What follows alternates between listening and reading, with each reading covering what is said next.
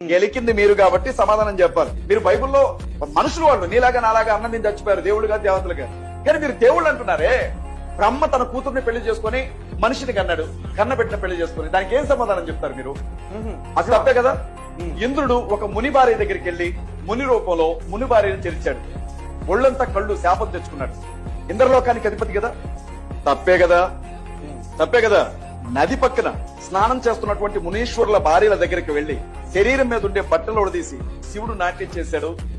మునీశ్వరులు వచ్చి మా భార్యలకి నువ్వు అంగాన్ని చూపిస్తావా అని చెప్పి నీ లింగం తెగిపడుతుంది అని అన్నాడు. మరి అది తప్పే కదా, అతను చేసింది తప్పే కదా. శివుడు విష్ణువు ఇద్దరు ఒకరి మీద, శివునికి విష్ణువు మీద ఉన్న మోహిని రూపంలో ఉన్నప్పుడు ఆయన కలిగినటువంటి ఆ కోరికను బట్టి అయ్యప్ప పుట్టాడు కదా. హరిహర స్తుతులు అంటారు కదా. హరి అంటే విష్ణువు, హరుడు అంటే శివుడు. శివునికి విష్ణువుకి ఇద్దరు మగాళ్ళకి ఇంకొక మగాడు పుట్టాడు అని అంటే మరి తప్పే కదా. మరి అడగరా? బైబిల్లో మామూలు మనుషులు చేసిన తప్పుల గురించే నువ్వు పాయింట్అవుట్ చేసి మాట్లాడుతూ ఉంటే మరి మీరు దేవుళ్ళుగా కొలిచే వ్యక్తుల ప్రవర్తన గురించి ఎదుటి వాళ్ళు అడగరా? అప్పుడు మీకు కష్టం అనిపిస్తుందా?